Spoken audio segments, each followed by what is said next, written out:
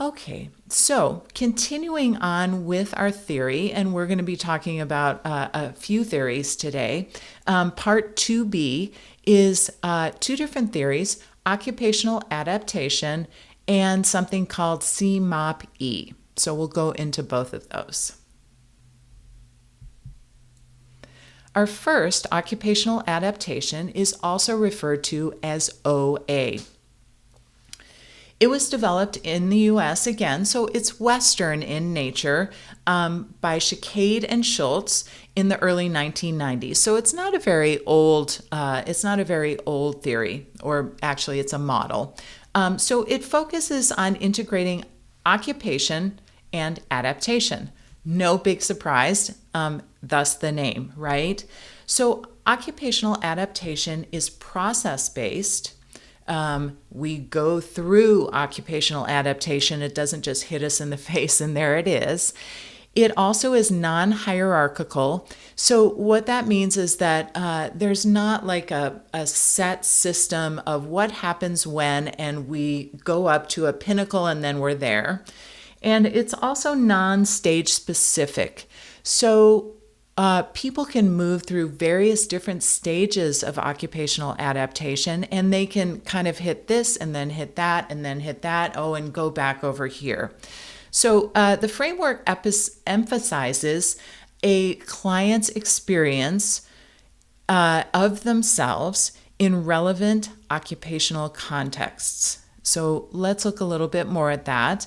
And if you consult the handout for this lecture, you'll find videos of occupational adaptation model, as well as a number of different examples. So please do download the lecture notes and have a look at the videos to get some more clarification.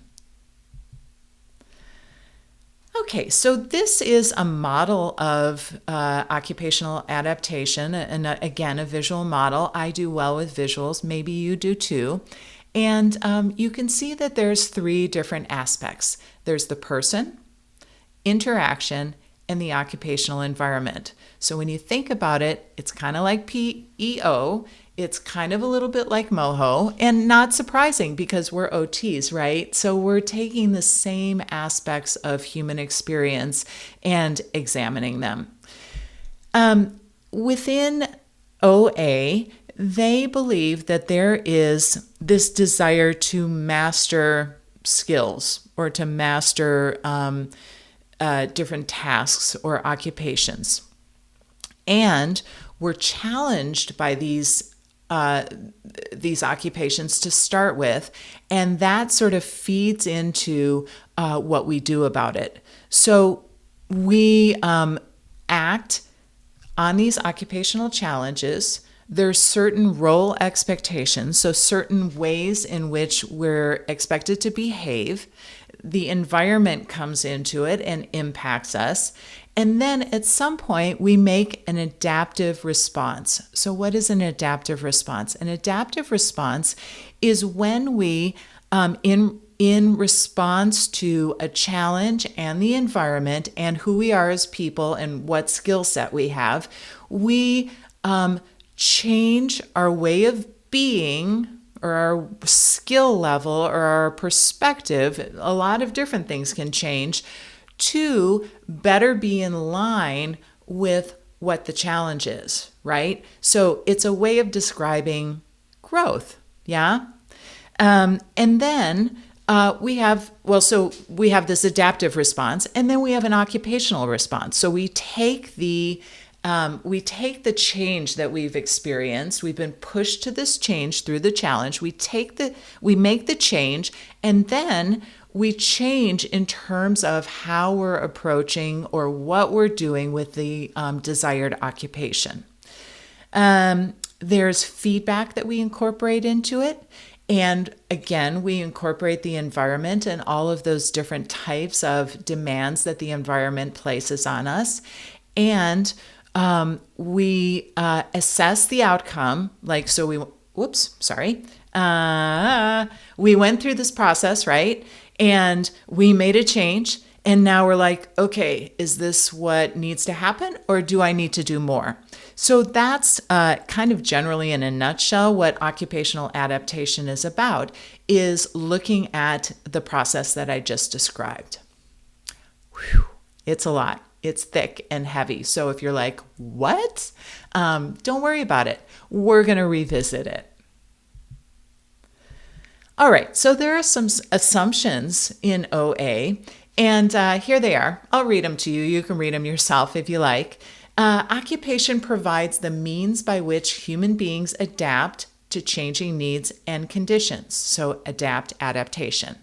The desire to participate in occupation is the intrinsic motivational force leading to adaptation.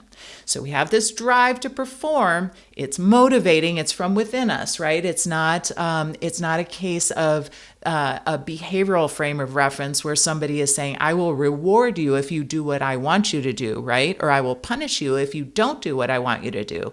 So it's intrinsic motivation, and it leads us to adapt or change to meet the changing needs and conditions of the occupation. It's also a normative process, and it's most pronounced in periods of transition. So the greater the adaptive transitional needs, the greater the importance of the process, and the greater the likelihood that the process will be disrupted.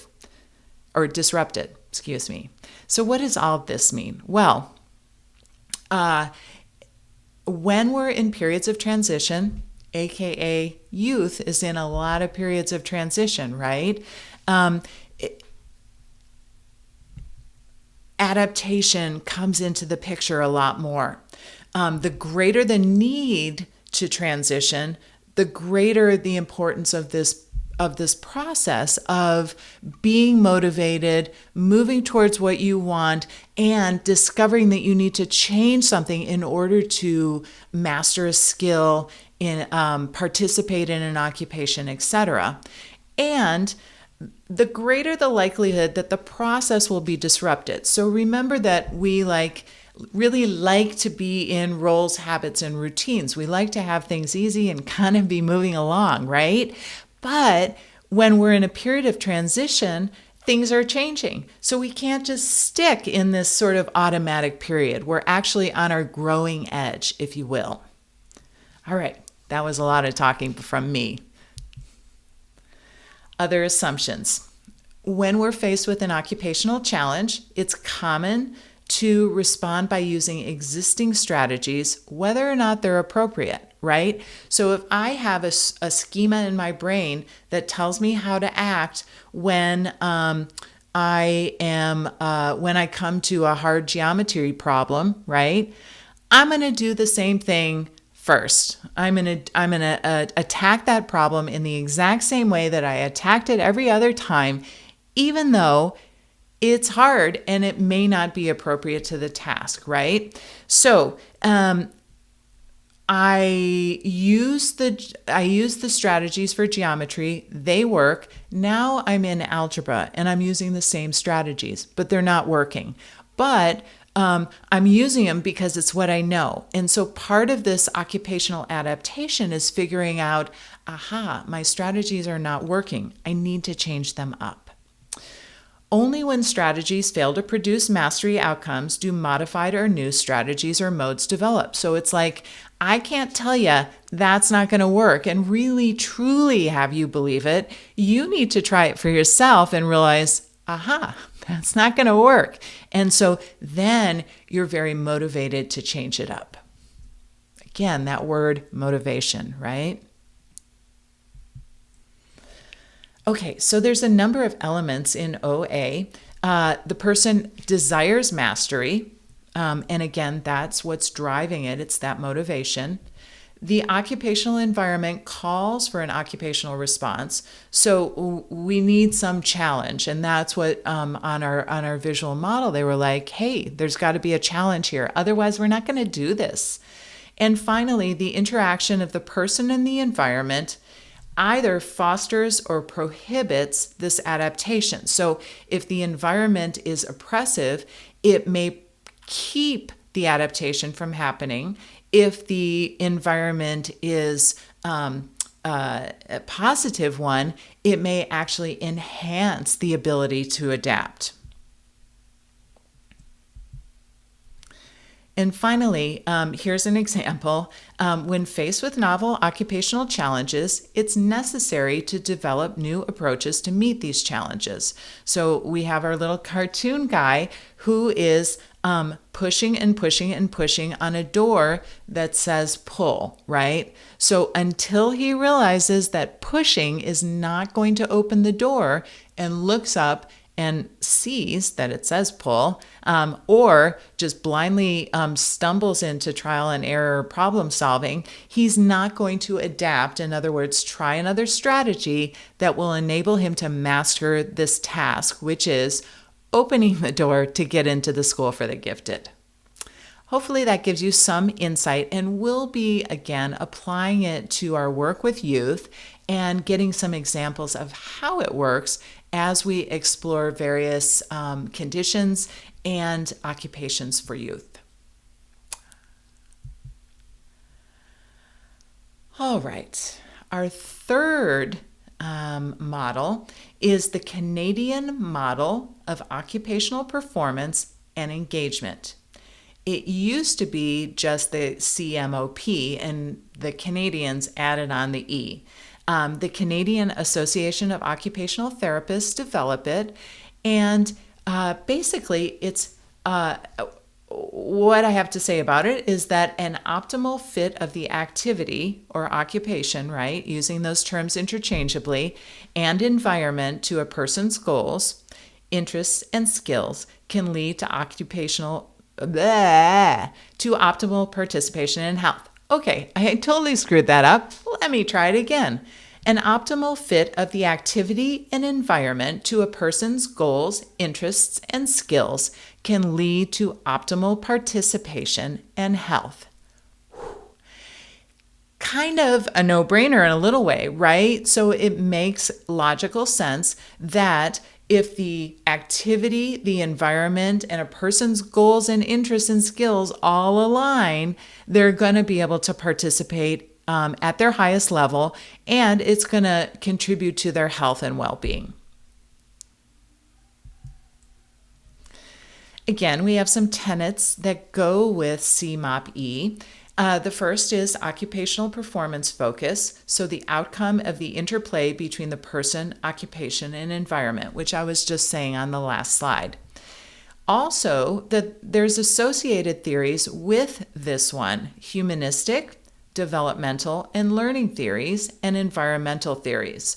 So the Canadian Association of OTs took these larger, broader theories about human behavior and channeled them and adapted them to an OT perspective in particular.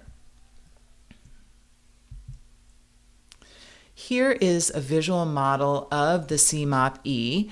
And again, I bring your attention to the presenter notes where you'll find a video about it. You'll also find videos about MOHO, although I neglected to tell you that. So do check them out. It's very helpful. And here you can see that there are indeed these three factors: environment, occupation, and person. And they're shown as these three different colors, right? So then with the environment, we have physical, institutional, cultural, and social. Taking from the OTPF, maybe not as many, but still there's a number of different kinds of environmental aspects. Then occupation, self-care, productivity, and leisure. And sometimes, are like, 8 or 9 occupational categories are reduced into these three. How do you take care of yourself? How do you spend your time? And how do you play, basically? And finally, the person. So the person has physical characteristics, cognitive or mental characteristics, and affective or emotional characteristics, right? Now, here's the thing. And if you tuned out about all of this theory, tune back in for a second. The thing that makes CMOP-E special and different from many, many other models is that they place the spiritual at the center of the whole thing. So they're very focused on incorporating spiritual aspects of a person along with everything else. And I would say that, for some people, that's their religion. But I believe from reading about CMOP-E that it's actually a broader definition of spiritual. So it includes, what do you believe in? What is important to you? How do you maintain your physical and emotional well-being? What do you do on a daily basis to be a good person, right? What are the rituals and patterns and habits that you as a person employ to reach your highest potential or to be of service, right? So spiritual has a broad meaning, and it means very different things for different people. So it may be religious, it may not be religious, but they place this sort of like higher human ideal at the center of their model. All right. So we've talked about this. There's the person, environment, occupation, and then there's the function, dysfunction continuum. So that's the new bit of information. And the person, environment, and occupation gets layered on the function dysfunction continuum. Now, notice that they're not saying you have a disability or you have a condition. They're saying that there's a continuum of how well you're able to function given all of these aspects of your life, including potentially a disabling condition. All right, let me get just a little drink of water here.